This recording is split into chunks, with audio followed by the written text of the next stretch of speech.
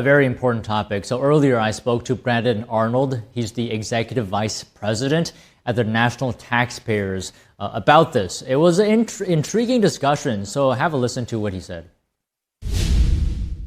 Brandon, thank you very much for your time this afternoon. How's it going? Doing great. Thanks for having me on the show. All right, so it looks like the combined Social Security Trust Fund about to run out 2035, that is, and Medicare Trust Fund running out 2036. And this is after, I think, 5 years and 1 year later than projected. I mean, is this inevitable? Or are we just going to face this outcome no matter what?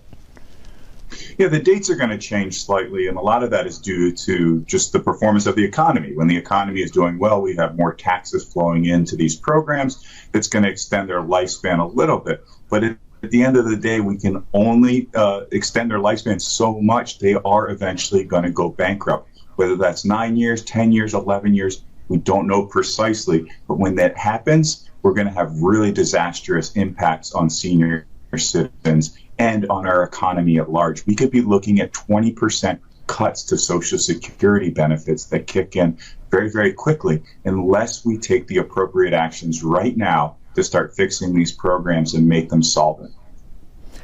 So the problem here, I guess, is too many people taking out and not enough people contributing. Is that right? Yeah, the problem is largely a demographic one. As the baby boomer generation gets older and shifts onto these programs, Social Security and Medicare, they're drawing down benefits at a rate that's faster than people are currently paying into them. We need more people in the workforce. We need more young people supporting these programs. But of course, that's going to take time to change the demographics of this country. In the interim, we need to make sure that these programs are issuing out the benefits that people were promised. And I think we can do that by making some common sense changes. But first, we have to muster the political courage to put these programs on the table and have Congress and other experts start to take a look and suggest changes that could make them stronger and take the pressure off of the system that is currently sending it into bankruptcy. I mean, we've been talking about tackling this problem for a while now. It doesn't seem to be a very easy one. At that, I mean, what do you propose we can do? Yeah, I mean, I've been working on Social Security and Medicare, primarily Social Security, for more than 20 years now. I remember when George W. Bush made this one of the centerpieces of his presidency.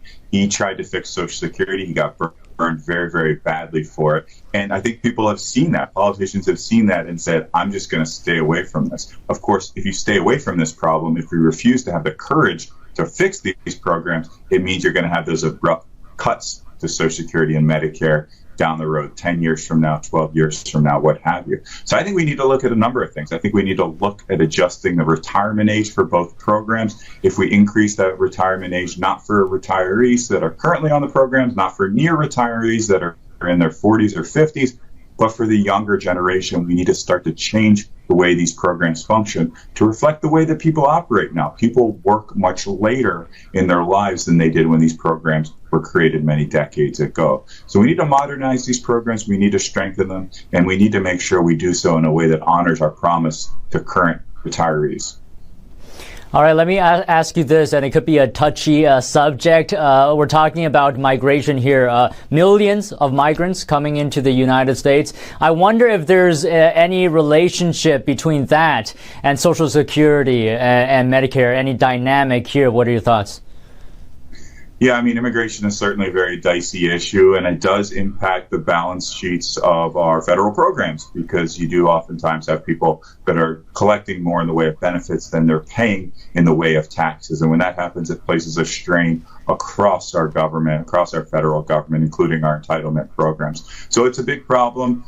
Immigration is a huge problem, obviously, and a very politically sensitive one. So that absolutely needs to be part of the conversation as we're reforming our entire federal government, but certainly our entitlement programs as well. Well, all right, Brandon, great talking to you today. Thanks for having me.